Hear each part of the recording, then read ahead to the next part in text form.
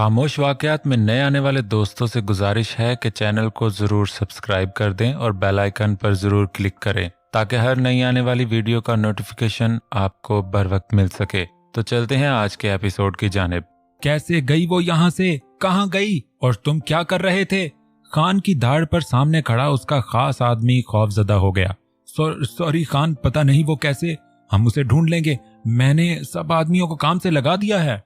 उसने सर झुकाए जवाब दिया और उसे यकीन दिलाना चाहा। उसके पीछे खड़े दोनों आदमी भी उसके अगले हुक्म के मुंतजिर खड़े थे। कोई जरूरत नहीं है उसे ढूंढने की, तुम वो करो जो कहा है। ऐना को लेकर वहां पहुंचो, उसने धीमे लहजे में गुस्से से कहा। अनायत के जाने की वजह से वो अपना बना बनाया प्लान खराब नहीं कर सकता था। वैसे भी अनायत उसके लिए ढाल थी और अब जब शाहजेन ही उस पर वार करने लायक नहीं था तो उसे अनायत की क्या जरूरत थी। वो बस अब ऐना को वहां से निकालना चाहता था, जल्द से जल्द। और तुम इंडिया से निकलने के हमारे सारे बंदोबस्त चेक करो। ऐन वक्त पर अगर कोई भी गड़बड़ हुई तो तुम सबको इंसान से लाशें बना दूंगा। उसने पीछे खड़े आदमी को इशारा करते कहा। वो सारे लाता वहां से निकल गया और उन सब के जाने के बाद खान भी वहां से बाहर निकला। उसे जल्द से जल्द ऐना को लेकर इस मुल्क से निकलना था। पहले भी कई बार नाकाम हो चुका था, लेकिन अब नहीं। अनायत से अब उसे कोई मतलब नहीं था। लखनऊ में एक पूरी फौज घर की निगरानी में होती थी। अनायत का वहां से निकलना नामुमकिन था, लेकिन फिलहाल वो मुंबई के एक रिजॉर्ट में थे। वो अनायत को लेकर मुंबई आया था। वजह थी शाहजेन से बचना, क्योंकि जब तक अनायत पर उसका काबू था शाहजेन पर काबू करना मुश्किल नहीं होता था। उसे तो यही लगा था कि वो अनायत की वजह से उसे नहीं मारता, और ये सच भी था। रुखशंदा को मारकर उसने अपनी माँ की कसम तो तोड़ दी थी, लेकिन खान को मारने से पहले उसे अनायत का ख्याल आ जाता तो उसे अपने हाथों में बेड़ियां सी महसूस होती। वो बाहर गया हुआ था और सिर्फ एक आदमी ही वहां अनायत पर नजर रखने के लिए मुकर्रर था। उसने कभी भागने या फरार होने की कोशिश की ही नहीं, न उसे जरूरत थी। अगर वो वहां से निकलना ही चाहती तो उसका भाई था जो उसके एक हाँ पर बीच में आने वाले से लड़ जाता। लेकिन जब उसने खान को फोन पर बात करते सुना और उसे पता चला कि शाहजेन को गोली लगी, वो खुद को रोक नहीं पाई। वो हमेशा उसकी मजबूरी, उसकी बेबसी की वजह बनी रही, उसे तकलीफ देती रही, लेकिन उसे कुछ हो जाने का ख्याल जान लेने को था। उसका दिल जैन को देखने के लिए तड़प रहा था, उसे बात करने को तड़प रहा था। अजीब अजीब ख्यालात आकर बेचैन कर रहे थे। इसलिए वो उस आदमी से नजरें बचाकर वहां से निकली और खान से सुने गए अस्पताल में पहुंच गई। भाई ठीक है ना? डॉक्टर के बाहर आते ही शाहवेज ने बेताबी से पूछा। इस वक्त शाहवेज और शाहद भी वहां थे। अनायत और रैना के साथ रेशम भी प्रेयर रूम में थी। वो भी दिल से शाहजेन की जिंदगी के लिए दुआ कर रही थी। उन दोनों का अपना बहुत खास रिश्ता था, बहुत अजीब लेकिन बहुत खूबसूरत भी। शाहजेन को गोली दिल के बेहद करीब लगी थी। खून बहुत बह चुका था, इसलिए उसकी हालत खराब होती जा रही थी। शाहवेज ने अपने जानने वाले बड़े बड़े डॉक्टरों से राबता करके उन्हें भी वहां बुलवा लिया था। आखिर उसके भाई की जिंदगी का सवाल था। ऑपरेशन तो हो गया है, लेकिन फिलहाल कुछ नहीं कह सकते। कंडीशन काफी क्रिटिकल है और चांसेस बहुत कम है। अगले कुछ घंटों में होश आना जरूरी है, वरना। डॉक्टर ने साफ गोई से बताते आखिर में बात अधूरी छोड़ी। शाहवेज ने कुछ कहने या पूछने की कोशिश की, लेकिन हल्क में जैसे कुछ फंस गया हो। Excuse me. डॉक्टर ने उस पर एक हमदर्दाना नजर डालकर कदम बढ़ा दिए। शाहद ने आगे बढ़कर उसके कंधे पर हाथ रखा। वो भारी भारी कदमों से चलती उसकी तरफ बढ़ रही थी। हर एक कदम के साथ बीते दिनों की यादें कांच की तरह आंखों में चुभकर तकलीफ दे रही थी। अपनी खुशनसीबी को अपने ही पैरों तले रौंद देना किस कदर जानलेवा होता है, ये अब समझ आया था। अनायत की बातों ने उसकी बेगुनाही पर सच की मोहर लगा दी थी। सच में उसे गुनाहगार कहते कहते वो खुद ही बन चुकी थी। उसकी गलतियां इतनी बड़ी न थीं कि उसे सजा में हर पल की अजियत दी जाए। उसके झूठ इतने सियाह न थे कि उस पर दोबारा यकीन न किया जाए, और सबसे बढ़कर उसकी मोहब्बत इतनी बेमानी न थी कि उसे खुदगर्ज, फरेबी या धोखेबाज समझा जाए। वो आकर बेड पर उसके करीब बैठती, उसका हाथ लबों से लगाए बेआवाज सिसकने लगी। तुम तो सब कुछ आसानी से कर लेते ना शाहजेन, प्लीज सब ठीक कर दो, सब कुछ पहले जैसा कर दो शाहजेन। शाहजेन की आंखें बंद थी। ऑक्सीजन मास्क उसे सांसें दे रहा था और वो बेहरकत पड़ा था। शायद ये ऐना की जिंदगी का सबसे तकलीफ दे मंजर था। तुम ही तो कहते ना कि खुद से ज्यादा मेरे लिए जीते हो, तो अब मेरे लिए जाग जाओ ना। मुझे तुम्हारी आंखों में अपने आप को देखने की आदत हो गई है शाहज़ैन। अब मुझे तुम्हारी बंद आंखों से खौफ आ रहा है। प्लीज मेरी तरफ देखो। उसने अपना लरसता हुआ हाथ उसके चेहरे पर रखते उसे पुकारा, लेकिन जवाब नदारद। वो धीरे से उसकी जानिब झुकी और पेशानी उसके घने बालों पर टिकाए करीब से उसे देखने लगी। मैंने इतना सताया तुम्हें, तुम्हारी मोहब्बत के बदले में तुम्हें सिर्फ दर्द दिया, तुम्हारे बेपनाह प्यार के बदले में तुम्हें सिर्फ जख्म दिए। तुमने क्यों मुझे इतना बर्दाश्त किया शाहज़ैन? क्यों सही होकर भी गलत इल्जाम सहते रहे? क्यों कुछ नहीं कहा? क्यों नहीं खत्म कर दिया मुझे? उसके लहजे में पिनपता कुर्ब तो शायद शाहज़ैन की समातों तक ना पहुंच पाया, लेकिन बालों में जज्ब होते उसके आंसुओं की नमी बेहोशी में भी बेचैन करने लगी। मैंने कोई कसर नहीं छोड़ी। तुम क्यों नहीं बदला लेते मुझसे? तुम भी मुझे हर्ट करो ना शाहज़ैन, मुझे पर गुस्सा करो, मुझे बुरा भला कहो। वो शिद्दत से रोती उसके बालों को आंसुओं से भिगोने लगी। हाथ में उसकी उंगलियों को पकड़े आवाज बस इतनी कि सिर्फ शाहज़ैन सुन सके। जाग जाओ शाहज़ैन। वो उसे पुरुम्मीद नजरों से देखते पुकारने लगी। आज एहसास हो रहा था उस दर्द का जब वो उसे पुकारता था और वो उससे मुंह फेर लेती थी, जब वो उसका हाथ थाम कर उसे अपना यकीन दिलाने की कोशिश करता और वो उसका हाथ झटक देती, जब वो उसके करीब आकर उसमें सहारा ढूंढने की कोशिश करता और वो बड़ी बेरहमी से उसे धकेल देती। आज जब खुद पर ये सब गुजरी तो दुख, पछतावा, शर्मिंदगी बैक वक्त कितने एहसासात तकलीफ देने लगे। लेकिन वो उसकी तरह नहीं था। वो उसे बदला नहीं ले सकता था। वो उसके मामले में बेबस था। उसका हर अमल खुद साख्ता था। उसके आंसुओं की नमी तकलीफ दे रही थी, लेकिन वो बेबस था। उसे रोक नहीं सकता था। उसे सीने से लगाकर सहारा नहीं दे सकता था। उसके पुकारने पर भी आंखें नहीं खोल सकता था। उसकी उंगलियों में मामूली सी हरकत हुई तो ऐना ने सीधा होकर हैरत से उसके हाथ को देखा और हैरत पल में खुशी में बदल गई। शाहज़ैन! वो उसके हाथ को सख्ती से जकड़े बेकरारी से पुकारने लगी, लेकिन वो वैसे ही बेहरकत पड़ा हुआ था। Excuse me ma'am. अंदर आती नर्स ने उसे मुखातिब किया तो ऐना ने आंसू हथेली से रगड़ते उसे देखा। आप इनकी वाइफ है ना? नर्स ने पूछा। उसने सर इस बात में हिला दिया। इस सच का एहसास पहले से भी कई ज्यादा खूबसूरत महसूस हो रहा था। आप मेरे साथ आइए, मुझे कुछ पेपर्स पर आपके साइन चाहिए। नर्स ने कुछ झिझकते हुए कहा, लेकिन ऐना कहाँ उसके चेहरे से कुछ अंदाजा लगा पाती। शाहज़ैन का हाथ एहतियात से नीचे रखती उसके चेहरे पर नजरें जमाए वहां से उठी और उसके पीछे चल दी। बाहर अनायत और रेशम ही थी। उन्होंने उसे नर्स के साथ जाते देखा, लेकिन कुछ नहीं कहा। जबकि शाहवेज किसी से फोन पर बात करता वहां से बाहर निकला। रात गहरी हो गई थी और अस्पताल में लोग ना के बराबर थे और खान के आदमियों को इससे बेहतर मौका नहीं मिलना था।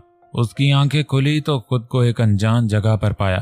वो उस कैबिन में नर्स के दिए कागजात पर दस्तखत कर रही थी जब किसी ने पीछे से उसके मुंह पर रुमाल रखे उसे बेहोश कर दिया था। और अब जब उसे होश आया तो उसका दिमाग इस कदर घूम रहा था कि कुछ देख नहीं पा रही थी। गले में कांटे से चुभ रहे थे और सांसें बहुत मध्यम चल रही थी। शाहज़ैन! उसके लब हरकत करने लगे, लेकिन आवाज निकलने में मुश्किल हुई। जबकि सामने बैठा खान जो उसे मुस्कुराता देख रहा था, अपनी कामयाबी और शाहज़ैन की हार पर हंस रहा था।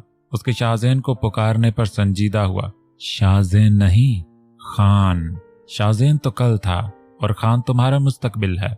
वो सफाकी से बोला। ऐना ने आंखें बंद करके खोलते उसे देखा जो बिल्कुल उसके सामने बैठा था। वो कोई पुरानी फैक्ट्री या मिल थी जहां वो एक कुर्सी पर बैठी थी और सामने कुर्सी लगाए खान उसे गलीज नजरों से देख रहा था। बहुत जल्द शाहज़ैन मलिक का नाम इस दुनिया से खत्म हो जाएगा। अच्छा है कि तुम्हारे दिलो दिमाग से भी खत्म हो जाए, वो सख्ती से कहता, फिर मुस्कुराया। कितना इंतजार किया है इस दिन का, कितनी मेहनत की है तुम्हें पाने के लिए। उसने हाथ बढ़ाकर उसके चेहरे को छूना चाहा। ऐना ने अपनी पूरी कुव्वत जमा करके चेहरा पीछे किया तो वो कमीनगी से हंसा। लेकिन तुम्हारी मदद के बिना नहीं हो पाता कुछ। तुमने तो कमाल कर दिया, मेरे रास्ते के कांटे को ही साफ कर दिया। जो मैं नहीं कर पाया वो तुमने कर दिया। वो हाथ पीछे करता दाद देने वाले अंदाज में बोला, जबकि उसके लफ्ज ऐना को अपने दिल में तीर की तरह चुभने लगे। इसी शख्स पर यकीन करके उसने शाहजेन की जिंदगी से खेला था। खान के इस चेहरे पर हैरत नहीं हो रही थी। इनायत से उसके बारे में जानने के बाद समझ आ गया था कि वो क्या है, लेकिन गुस्सा तो खुद पर था जो उसकी बेएतबारी में किसी अनजान पर इस कदर यकीन कर बैठी। वो उस शख्स से उसकी हिफाजत करता रहा और वो अपने ही हाथों उसके जाल में फंसने के रास्ते बनाती गई। आंसू उसके गालों पर फिसलने लगे।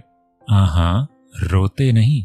खान ने हाथ बढ़ाकर उसके आंसू को साफ किया। ऐना ने कराह कर सिसकी ली। जानता हूं बहुत तकलीफ सहनी पड़ी ना तुम्हें, इतना सब कुछ बर्दाश्त करना पड़ा, लेकिन तुम परेशान मत हो, अब सब ठीक हो जाएगा।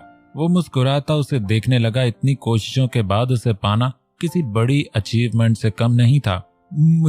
मुझे शाहजेन के पास जाना है, उसने सारी हिम्मत जमा करते कहा। ना मेरी जान, अब तुम्हें सिर्फ और सिर्फ खान के बारे में सोचना है। शाहजेन का किस्सा खत्म हो चुका है, अब तक तो वो पुरलोक सुधार भी चुका होगा। वो सर्द लहजे में बोला। शाहजेन के नाम से ही एक आग से अंदर भड़कने लगती थी। उसे यकीन था हो नहीं बचेगा। नहीं, उसे कुछ नहीं होगा। इस बार ऐना ने बेखौफ होकर गुस्से से कहा, जानता हूं तुम्हारे मासूम से दिल को तकलीफ होगी, लेकिन जहां इतना सहा, एक और गम सही। जैसे अपने बच्चे को खोने का गम सह लिया, वैसे ही शाहजेन की मौत का गम भी सह लेना। वो हंसता हुआ बोला, जबकि ऐना को अपने अंदर दर्द की शदीद लहरें उठती महसूस हुई। उसकी सांसें थमने लगीं। वैसे इस बात का मुझे बहुत बुरा लगा था, लेकिन क्या करता। अगर मैं उस बच्चे को खत्म नहीं करता तो तुम्हें शाहजेन से मुकम्मल अलग कैसे कर पाता। उसका नामो निशान भी बाकी नहीं चाहिए मुझे तुम में। तुम सिर्फ खान की हो और खान की रहोगी। जिस दिन से तुम्हें देखा है उस दिन से तुम्हें पाने के लिए तड़प रहा हूँ। तुम्हारी आंखें, तुम्हारे बाल, तुम्हारा ये कयामत हुस्न मेरे दिमाग से जाता ही नहीं। जुनून बन गया था तुम्हें पाना मेरे लिए। तुम्हें पता है मेरे इस जुनून की शुरुआत कब हुई थी? जब मैंने तुम्हें पहली दफा देखा था। वो उसे अपने शैतानी कारनामों की सारी हकीकत बता रहा था और उसकी सच्चाई सामने आने के साथ ही शाहजेन का मुकाम बुलंद से बुलंद होता जा रहा था। ऐना की शर्मिंदगी, पछतावा बढ़ता जा रहा था, इतना कि अब शाहजेन से माफी मांगने की भी जगह नहीं बच रही थी। उसने दिल से दुआ की कि आज मर ही जाए, शाहजेन के हर दर्द का अजाला करने को अपनी जान दे दी। उससे नजरें मिलाने की नौबत ही ना आए। दिलावर खान ने ऐना को पहली दफा तब देखा जब वो किसी काम से मुंबई आया था और ज़ुहैब से बात करने के लिए उनके घर आया था, क्योंकि उसे पता चला था ज़ुहैब के खिलाफ अरेस्ट वारंट निकलने वाला है। बदकिस्मती से अपनी धुन में बाहर निकलती ऐना उससे एकदम ही टकरा गई थी और उस पल से उसकी बुरी नजरों की जद में आ गई थी। वो तो शर्मिंदा होकर सॉरी करती वहां से चली गई थी, बिना आने वाले को देखे जाने। लेकिन खान की गहरी नजरों ने उसे ओझल होने तक देखा था। चंद सेकंड के तसादुम का बहुत गहरा असर हुआ था। ऐना के नर्मो नाजुक वजूद के एहसास ने उसके अंदर हमेशा वाली हवस को जगा दिया था। उसके घने बालों का रेशमी लम्स खान के हाथ पर अब भी मौजूद था। वो अपनी हथेली को देखने लगा। ज़ुहैब अंदर से निकला तो उसे दरवाजे पर देखकर चौंक गया। पहले वो कभी यहाँ नहीं आया था। उसे देखकर खान ने सबसे पहले उसे ऐना के बारे में ही पूछा और फिर उसे लिए वहां से चला गया। ऐना को देखने के बाद उसे पाने की चाह में उसने अपना बना बनाया प्लान चेंज किया। उसने खुद ही मना किया था ज़ुहैब को ऐना से शादी करने के लिए, और ज़ुहैब का भी कोई इरादा नहीं था। वो ज़ुहैब को मुल्क से बाहर भेजने वाला था, क्योंकि वो कानून की नजर में आ गया था और उसका पकड़ा जाना मतलब खान का सच सामने आना, जो वो हरगिज नहीं होने दे सकता था। इसलिए वो कुछ वक्त के लिए ज़ुहैब को मंजर से गायब कर देना चाहता था। लेकिन अब ऐना को देखने के बाद उसका इरादा बदल चुका था, और दूसरी वजह अरेस्ट वारंट, जिसके बाद ज़ुहैब का मुल्क से बाहर निकलना नामुमकिन था, और किसी तरह निकल भी जाता तो उसे ढूंढ लिया जाता था और फिर खान की मुश्किल बढ़ जाती। उसने ज़ुहैब से कहा कि वो ऐना से शादी करने के लिए हाँ कर दे, जिस पर पहले तो ज़ुहैब चौंका। उसकी आंखों में ऐना के लिए जो चमक देखी थी वो पहले भी कई दफा देख चुका था, लेकिन उससे शादी करने को कहना उसे समझ नहीं आया। उसे हर हाल में खान की बात माननी थी और उसमें इतनी शर्मो गैरत नहीं थी कि वो ऐना के लिए कुछ बोलता या सही गलत समझता। खान ने शुरू से ही उसे अपने साथ रखा था और उसे बिल्कुल अपने जैसा बना चुका था। ज़ुहैब आसानी से इस गुनाह की दुनिया में शामिल होता गया क्योंकि उसे दौलत की लालच ने अंधा कर दिया था। अपनी गरीब जिंदगी, छोटा घर, बेनाम वजूद उसे जहर लगता था। उसे खान के जैसी जिंदगी चाहिए थी और वो खान के लिए कुछ भी कर गुजरने को राजी होता था। खान ने एक तीर से दो निशाने करने की सोचते ज़ुहैब की मौत का प्लान बनाया। ज़ुहैब की शादी से एक दिन पहले उस एक्सीडेंट के जरिए ऐना और ज़ुहैब दोनों को दुनिया की नजर में खत्म कर देना उसका मकसद था। उसके बाद वो ज़ुहैब और ऐना को खुफिया तौर पर मुल्क से बाहर निकालकर ऐना को हासिल कर लेता। खान अपनी सारी प्लानिंग ज़ुहैब और अपने आदमियों को समझाते खुद मुल्क से बाहर चला गया ताकि सबके दरमियान उसका नाम ना आए।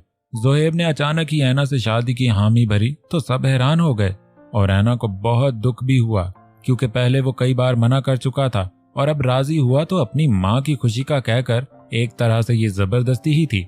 इसके लिए एक तरह से इंसल्ट थी और वो चाह के भी अपने दिल की बात नहीं कह सकती थी, सिर्फ रुखसार की वजह से। ज़ुहैब दुनिया के साथ अपनी माँ की नज़र में भी मरने वाला था और शायद कुछ एहसास था अपनी माँ का, तभी उसे परेशानी सताने लगी कि उसकी माँ का क्या होगा। उसके और ऐना के बाद वो अकेली किसके सहारे जिएगी। तभी उसने कुछ सोचते बैंक से एक बहुत बड़ी रकम ली जो उसकी बहुत बड़ी गलती थी। अपने इस छोटे से घर के बदले उसे वो रकम कभी ना मिलती, लेकिन ऐसे धोखे करने में उसे बड़ा मुकाम हासिल था। निचले दर्जे के लोगों को कुछ पैसे खिला के उसने वो रकम हासिल की। वो अपने घर में लगाई और कुछ रकम उसका अपनी माँ के लिए सेविंग में रखने का इरादा था, लेकिन वो रकम बैंक से मिलनी बाकी थी। वो रकम मिलने का इंतजार नहीं कर सकता था। उसे शादी के एक दिन पहले ही अपने प्लान को अंजाम देना था और वही मेहंदी की रात उसने रुखसार के जाने के बाद ऐना को अपने साथ रोक लिया। बात करने के बहाने से ऐना के साथ जोर जबरदस्ती करके मुश्किल हो सकती थी, इसलिए उसने ऐना को अपनी बातों को झूठे जाल में फंसाया, ये कहकर कि कोई उसे मारना चाहता है और उस पर कई जानलेवा हमले हो चुके हैं, इसीलिए वो उससे शादी नहीं करना चाहता था कि उस पर मुसीबत ना आए। ऐना उसकी बातों में आ गई थी क्योंकि उसके असली चेहरे से अनजान थी और उसकी झूठी बातें बाद में शाहज़ैन के लिए मुसीबत बन गई थी। ज़ुहैब ने उसे ये कहा कि वो शादी के बाद कुछ वक्त के लिए वहां से कहीं दूर चला जाना चाहता है ताकि उसके दुश्मन उसे ढूंढ ना सके। ऐसा करके वो ऐना को खौफजदा करना चाहता था ताकि जब उनका प्लान किया वो झूठा एक्सीडेंट हो और मौत को सामने देखकर ऐना का खौफ दोबाला हो जाए तो वो उसी वक्त उसे लेकर वहां से फरार हो जाए।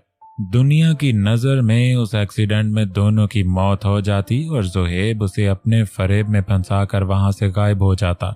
उसके बाद ऐना को संभालने की जिम्मेदारी खान की थी। सब तय था, उसके आदमी तैयार खड़े थे, उन्होंने टैक्सी को ब्लास्ट करने की तैयारी कर ली थी। सामने दूर एक ट्रक उसे टक्कर मारने को तैयार था। टैक्सी के ब्लास्ट होने के साथ ही उन दोनों को वहां से लेकर गायब करने को एक गाड़ी तैयार थी। ज़ुहैब उसे गाड़ी लाने का कहकर खुद सड़क की दूसरी साइड गया था ताकि वो गाड़ी लेकर उस तरफ आए और जब वो दोनों गाड़ी के बाहर खड़े हो तब ट्रक टक्कर मार दे और गाड़ी ब्लास्ट हो जाए और उन्हें बचाने वाला दोस्त बनकर खान का आदमी उन्हें लेकर निकल जाए। लेकिन ये सब उनकी सोच ही रह गई। उनके सारे शैतानी इरादों पर एक इत्तेफाक ने पानी फेर दिया, या खुदा की हिकमत ने, या ऐना की खुशकिस्मती ने, या रुखसार की दुआओं ने। शाहज़ैन का उस वक्त उसी रास्ते से आना, उसकी गाड़ी के ब्रेक फेल होना और ज़ुहैब की गाड़ी से टकरा जाना, ये सब इतना अचानक हुआ कि कोई समझ तक नहीं पाया। लेकिन इस हादसे ने इन तीनों की ही जिंदगियों को एक नया रुख दिखाया। ऐना की उदास जिंदगी में शाहज़ैन की आमद हुई। शाहज़ैन की बेरंग जिंदगी में मोहब्बत के रंग खुले और ज़ुहैब को उसके अंजाम में खान के हाथों मौत मिली। ज़ुहैब को अपनी जान की परवाह थी, वो पुलिस के हाथ आ जाता तो मौत की सजा मिलती। उसे किसी भी तरह खुद को बचाना था, इसलिए वो वहां से फरार हो गया। वो गाड़ी की आड़ में था, इसलिए सबको लगा वो गाड़ी के साथ खाई में गिरा है, लेकिन वो शाहज़ैन की गाड़ी आते देखकर पहले ही पीछे होकर बच गया था। और जब गाड़ी ब्लास्ट हुई और ऐना की चीख सुनाई दी तो वो दरख्त की आड़ में छुप गया। उसने ऐना को बाद में खान तक पहुंचाने का सोच कर वहां से फरार होने की। उसके आदमियों ने उस जैसे जिसामत वाले शख्स की लाश का चेहरा खराब करके उसके कपड़े वगैरह पहनाकर उस खाई के करीब फेंक दिया। वो खाली हाथ खान के पास पहुंचा तो खान झुलझुला गया, लेकिन जोहेब ने बहुत मुश्किल से उसे यकीन दिलाया कि वो कुछ दिनों में किसी भी तरह ऐना को उस तक पहुंचा देगा। उस वक्त खान के सर पर खतरा मंडला रहा था, इसलिए उसने भी सिर्फ खुद को बचाने पर ध्यान लगा दिया। वो लोग इस तरह से बेनियाज हो गए तो उन्हें पता ही नहीं चला कि कब शाहजेन की आमद पहले उस घर में और फिर ऐना की जिंदगी में हुई। शाहजेन को जब पता चला कि जोहेब और दिलावर खान के बीच क्या रिश्ता है तो उसे पहली दफा जोहेब पर शक हुआ, क्योंकि वो खान की रग रग से वाकिफ था। उसके साथ रहने वाला जोहेब नेक हो ये नामुमकिन था, लेकिन उसके झूठी मौत वाले खेल से वो यकसर अनजान था, इसलिए जब वो था ही नहीं तो इस मतलब सोचना फजूल था। लेकिन लॉन की बात ने उसे बहुत कुछ सोचने पर मजबूर कर दिया और फिर एक के बाद एक हर बात उस पर खुलती गई। खान के खास आदमी ने पकड़े जाने पर खान की सारी प्लानिंग के बारे में शाहजेन और शाहवेज को बता दिया और सब सारी हकीकत जानकर उसे जोहेब से नफरत हो गई, इतनी कि अब वो बस उसे ढूंढ कर खत्म करना चाहता था।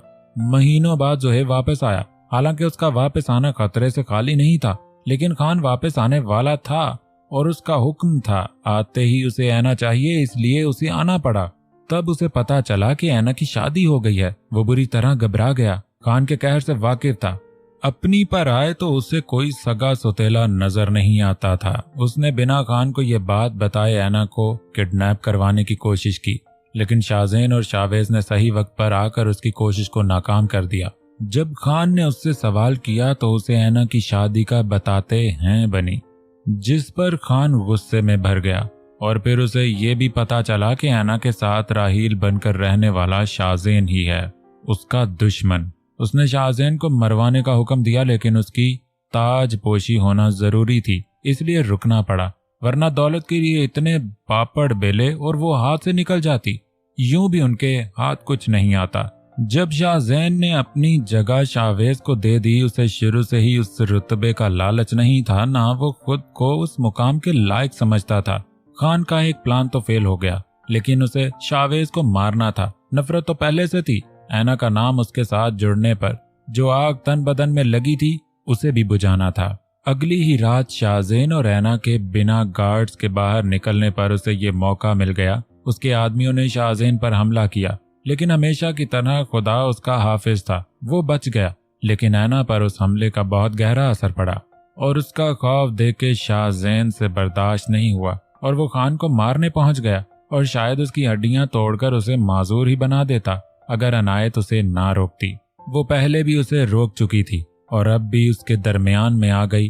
वो बेबस होकर पीछे हो गया, लेकिन खान ने उस पर गोली चला दी जो उसके कंधे में लगी। उसने ऐना को ये बात भी नहीं बताई, महज इसलिए कि वो और ज्यादा परेशान ना हो जाए, और खुद वहां से गायब हो गया। जबकि खान जो उसे मारना चाहता था, ऐना के लिए उसका जुनून देखकर दंग रह गया।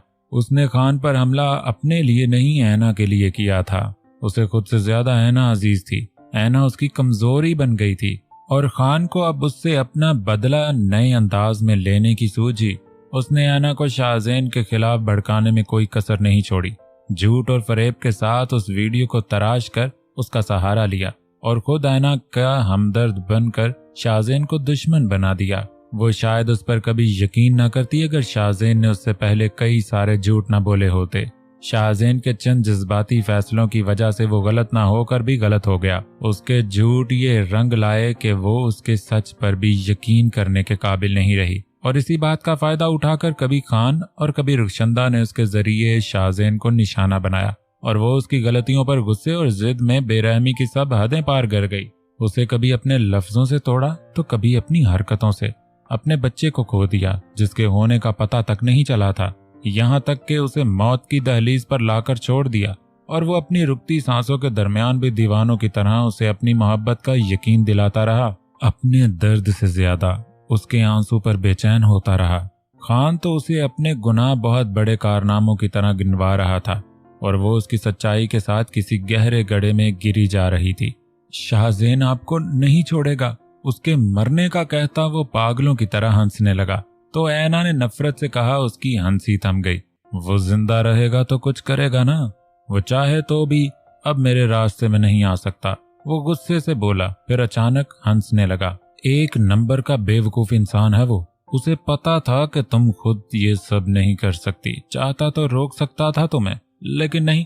पता नहीं कौन सा इश्क भूत चढ़ा है, उसने मजाक उड़ाते हुए कहा और उसका फोन बजा तो बाहर निकल गया, जबकि ऐना को उसके कहे अल्फाज याद आने लगे। मैं कब कर रहा है ना, ये तो खुद ब खुद हो रही है, उस पर मेरा बस कब चल रहा है। ये उसने अपनी मोहब्बत के लिए कहा था। तुम्हें खोने का डर अगर मुझे मजबूर कर दे तो हाँ, शायद मैं फिर ऐसा कुछ कर बैठूं। ये उसने अपनी गलतियों के लिए कहा था। मेरी मोहब्बत की बस एक शर्त है कि इसमें कोई शर्त नहीं, बस जो दिल चाहा किया, उसने अपनी सफाई में कहा था। तुमने मुझे फिर से उसी आग में झोंक दिया, लेकिन गुस्सा तो इस बात पर है कि मैं फिर भी तुमसे नफरत नहीं कर पा रहा। ये उसने अपना दर्द, अपनी तड़प नशे में उस पर जाहिर की थी। हर मामले में वो बेबस ही था। मोहब्बत में सबसे ज्यादा नुकसान उसके हिस्से आया था। वो अनजान नहीं था, हर बात की खबर थी। खान और रुखशंदा की चालों से बाखबर था, लेकिन उसे रोकता नहीं था। शायद उससे भी अपने जैसी मोहब्बत चाहता था। जैसे वो उससे आगे कुछ नहीं देखता था, वैसे उसका भी इतना एतबार था कि वो उसको लोगों के कहने पर जज ना करे। ये पागलपन ही था, लेकिन पागलपन की तो वो हदें पार कर चुका था।